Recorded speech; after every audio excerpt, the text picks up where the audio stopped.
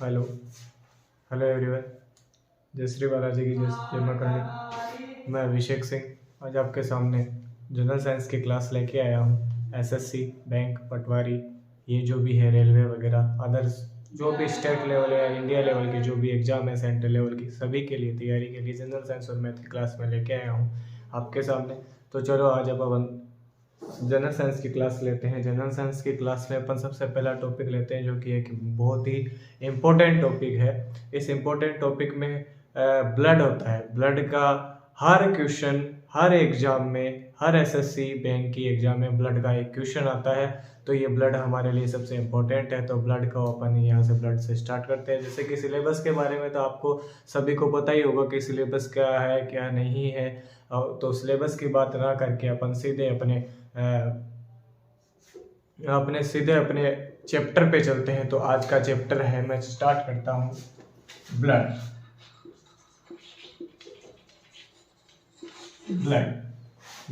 Blood को वैसे तो अपन रक्त बोलते हैं, खून। ब्लड रक्त होता है, खून होता है। इसके आगे की बात करते हैं अपन। ब्लड क्या है? ब्लड क्या है? ब्लड एक क्या है? उत्तक। ब्लड क्या है? एक उत्तक। ब्लड एक उत्तक है। उत्तक कौन सा है? ये एक तरल संयोजी उत्तक है। कौन सा? तरल संयोजी उत्तक। तरल संयोजी उत्तक है। तरल संयोजी उत्तक क्यों कहा जाता है? क्योंकि ये कौन सी फॉर्म में रहता है? लिक्विड फॉर्म में। कौन सी फॉर्म में रहता है? लिक्विड फॉर्म में।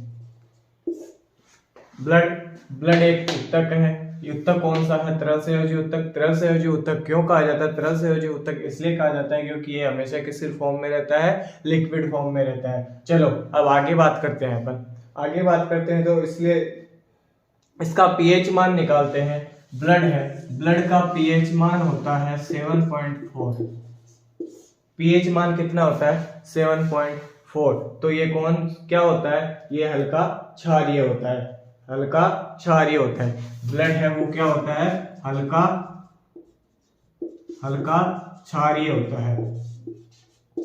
ठीक। अब पीएच स्केल की बात करते हैं। तो पीएच स्केल की खोज किसने की थी? सोरेनसन नामक वैज्ञानिक ने। किसने करी थी? सोरेनसन नामक वैज्ञानिक ने।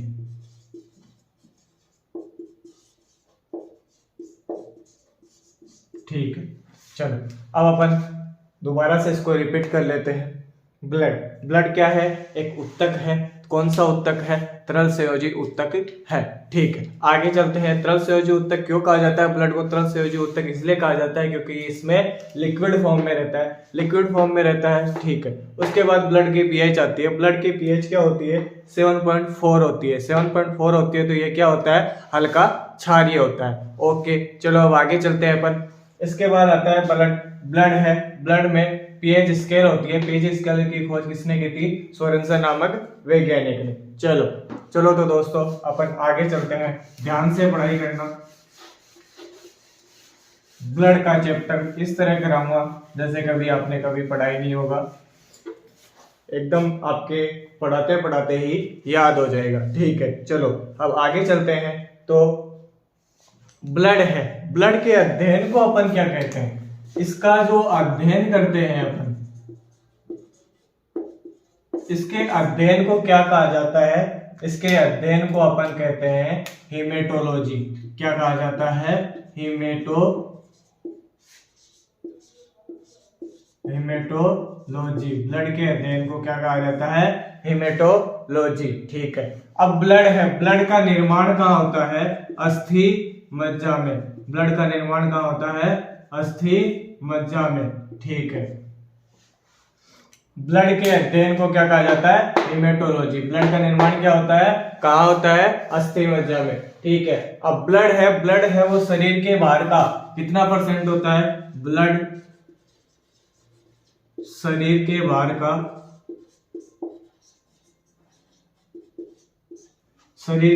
का 7% होता है। कितना % होता है? 7% होता है। यानी लगभग 5 से 6 लीटर होता है। कितना होता है? 5 से 6 लीटर होता है। अगर 100 किलो का इंसान है, 100 किलो का मनुष्य है, तो उसमें कितना होगा? 7 लीटर, या लगभग अपन मानते हैं 5 से 6 लीटर। चलो अब आगे चलते हैं अपन।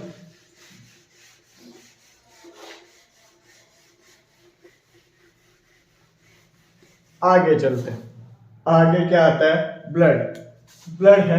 अब एक कोई ठेका लेते हैं, तो उसमें ठेके में अपन ऐसे करते हैं कि उस ठेके में मजदूरों को काम अपन बांट के रखते हैं। तो ब्लड भी क्या करता है? ब्लड भी अपना काम बांट के रखता है। ब्लड तीन कारणों में बांट के रखता है, वो आपको मैं बताता हूं। पहला कारण क्या है? पहला तो ये पंपिंग करता है, पंपिंग। ठीक। दूसरा क्या है इसका? दूसरा, पहला पंपिंग करता है, दूसरा शुद्धिकरण, शुद्धिकरण का काम करता है, तीसरा ऑक्सीजन मिलाने का काम।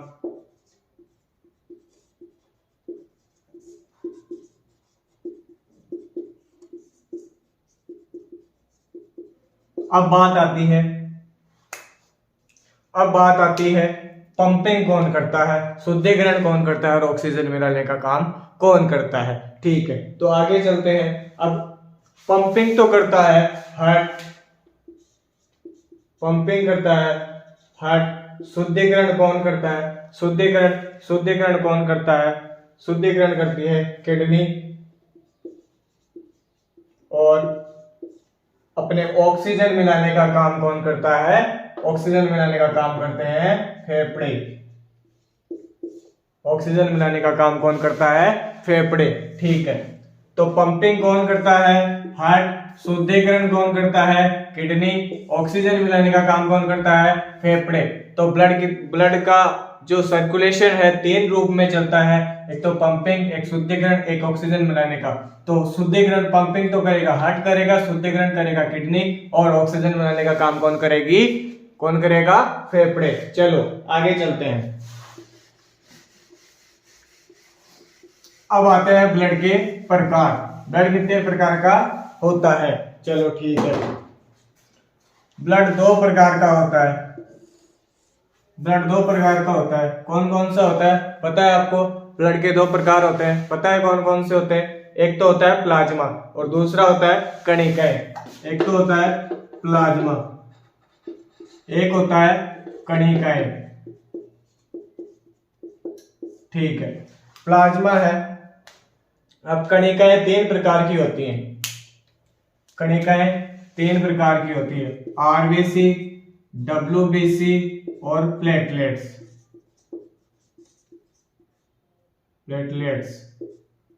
ये 3 प्रकार की होती हैं। ठीक है, अब प्लाज्मा है वो ब्लड का कितना परसेंट होता है? 55%। और कणिकाएं हैं वो कितनी परसेंट होती है? 45% होती है।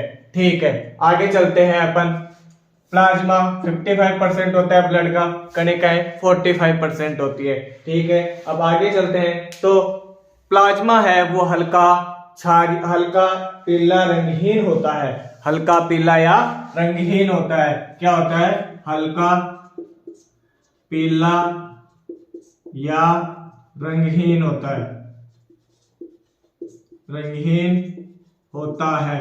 अब इसकी बात करें अपन, तो ये ब्लड में 55% होता है। ब्लड में 55% होता है, तो इसमें सबसे ज्यादा क्या होता है?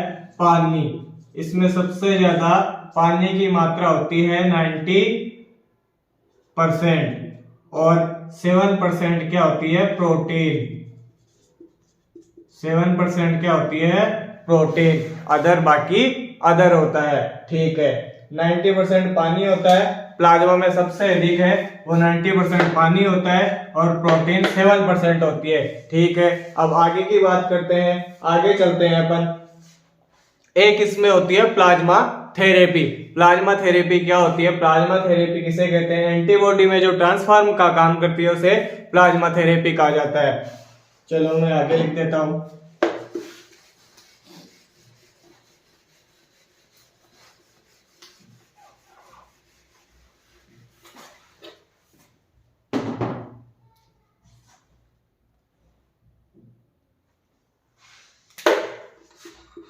Plasma therapy. प्लाज्मा थेरेपी क्या होती है? जो एंटीबॉडी में ट्रांसफॉर्म का काम करती है।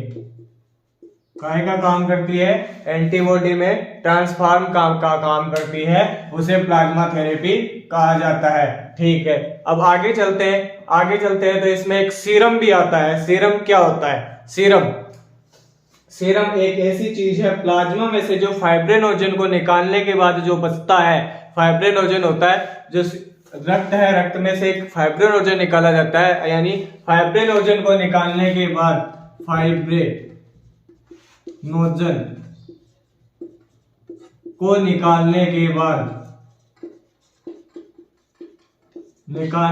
बाद जो बचता है उसे क्या कहते हैं? सीरम कहते हैं। क्या कहते हैं? सीरम कहते हैं। चलो, फाइब्रिनोजन को निकालने के बाद, ब्लड में से फाइब्रिनोजन को निकालने के बाद जो अपने पास बचता है उसे क्या कहा जाता है? सीरम कहा जाता है। क्या कहा जाता है? सीरम कहा जाता है। ठीक है, अब आगे चलते हैं। फाइब्रिनोजन है, उसका काम क्या है? रक्त का थक्का बनाना या क्लोटिंग करना। इस फाइब्रिनोजन का काम क्या होता है? इस फाइब्रिनोजन का काम होता है रक्त का थक्का बनाना या क्लोटिंग करना।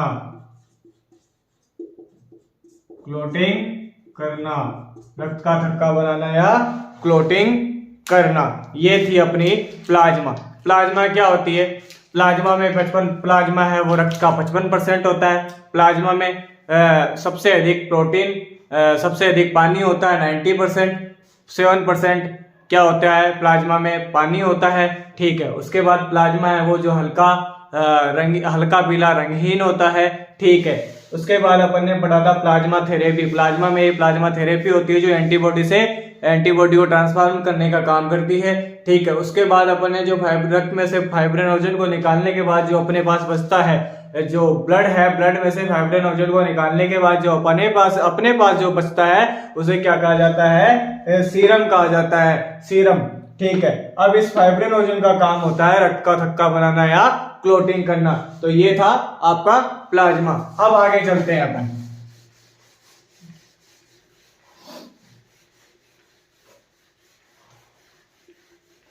सर्दी बहुत है बच्चे, सर्दी का ध्यान रखें और पढ़ाई को लगातार चलते रहे, पढ़ाई करते रहे। पढ़ाई नहीं करोगे तो बेटा सक्सेस कैसे होगे? सक्सेस होना बहुत जरूरी है। प्राइवेट नौकरियों में कुछ नहीं है, गवर्नमेंट जॉब ही हमारे लिए सब कुछ है। चलो ठीक है, आगे चलते हैं तो आरबीसी, प्लेटलेट्स में आरबीसी लेते हैं। प्लेटलेट्स होती है उसमें आरबीसी लेते हैं अपन। आरबीसी, चलो आरबीसी, आज अपन आरबीसी ही पढ़ेंगे, ज्यादा कुछ नहीं, ज्यादा कल पढ़ेंगे। आज आरबीसी पढ़ते हैं, फिर मुझे मैथ की क्लास भी लेनी है तो आरबीसी पढ़ते हैं आज। चलो ठीक है, आरबीसी क्या होती है? आरबीसी क्या होती है? आरबीसी का दूसरा नाम होता है एक तो इरिथ्रोसाइट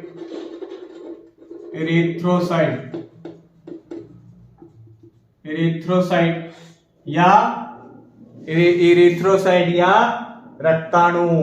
क्या?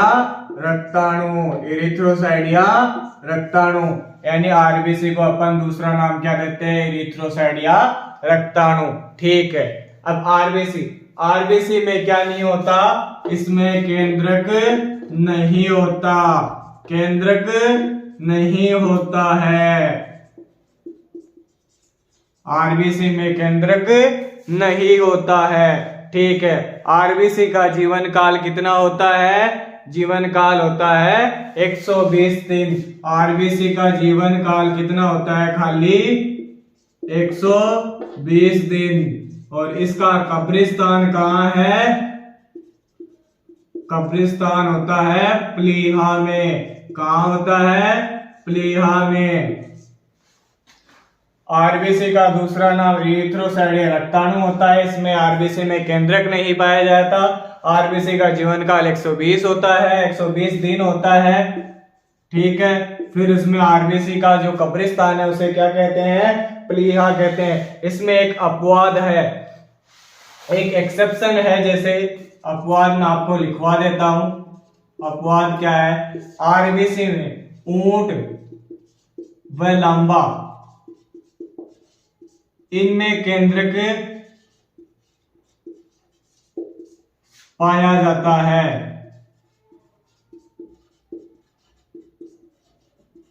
इनके आरबीसी में केंद्रक पाया जाता है। ये एक अपवाद है, ये नोट लगा के लिख लेना भाई, ये इंपॉर्टेंट है। ऊंट व लांबा इनमें आरबीसी में केंद्रक पाया जाता है। ठीक है, अब आगे बात करते हैं हीमोग्लोबिन की। तो हीमोग्लोबिन में आरबीसी होता है। क्या होता है? हीमोग्लोबिन में आरबीसी होता है। हीमोग्लोबिन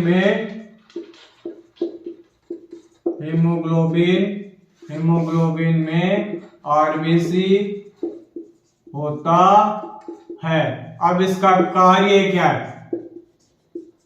इसका कार्य क्या होता है? इसका कार्य क्या होता है? खून में से O2 का परिवहन करना, खून में से ऑक्सीजन का परिवहन करना।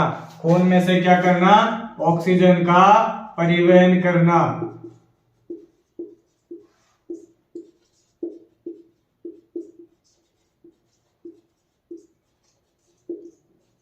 रक्त में से O2 का परिवहन करना। ठीक है, अब मैंने हीमोग्लोबिन लिखा है, तो हिम प्लस ग्लोबिन। हिम क्या होता है? लोहा। हिम को क्या कहते हैं? लोहा। और ग्लोबिन क्या होती है? प्रोटीन। तो haemoglobin, him plus globin, him plus globin. Globin तो होती है प्रोटीन और हिम होता है लोहा, लोहा तत्व। तो हीमोग्लोबिन में क्या पाया जाता है? लोहा तत्व पाया जाता है।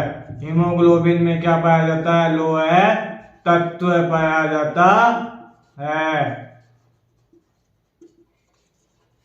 हीमोग्लोबिन में क्या पाया जाता है? लोहा तत्व पाया जाता है। ठीक है, अब अपन एक उदाहरण लेते हैं। एक उदाहरण लेते हैं, वो मैं आपको समझाता हूं।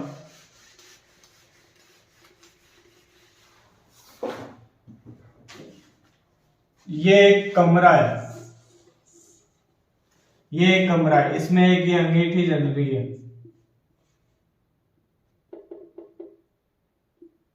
इसके कोई रोशनदान नहीं है, इसमें कुछ भी नहीं है। यहाँ पे एक भाई साहब है जो ये बेड डाल के सो रहे हैं। भाई साहब सो रहे हैं। अब ये पूरी रात ये अंगीठी जलेगी, पूरी रात अंगीठी जलेगी। तो अंगीठी जलने से क्या होगा? ये भाई साहब क्या रह जाएंगे? सोते के सोते ही रह जाएंगे। क्यों सोते के सोते ही क्यों रह जाएंगे? क्योंकि इससे क्या निकलेगी? Carbon monoxide gas. Carbon monoxide gas क्या होती है? किलर गैस होती है। क्या होती है? Killer gas. कार्बन मोनोऑक्साइड क्या होती है? Killer gas. अंगीठी के बंद कमरे में, आप इसे नोट कर लेना कि बंद कमरे में इससे क्या होता है कि बंद कमरे में अंगीठी को जलाने से इंसान की क्या हो जाती है? मौत हो जाती है। बंद कमरे में अंगीठी को जलाने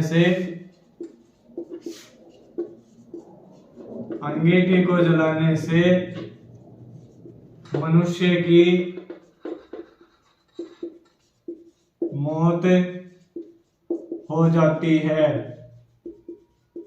और इस गैस को किलर गैस कहते हैं। किलर गैस या साइलेंट गैस।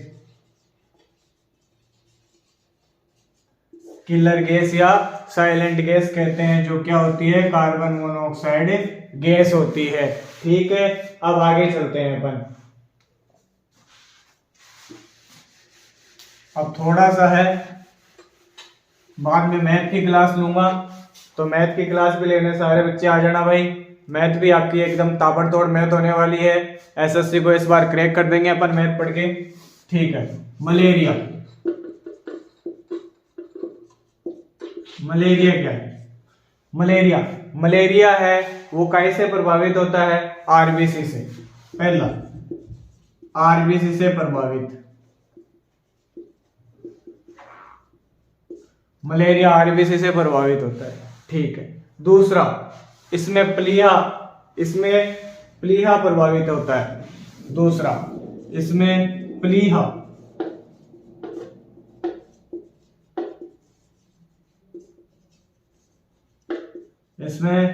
प्लीहा भी प्रभावित होता है। ठीक है।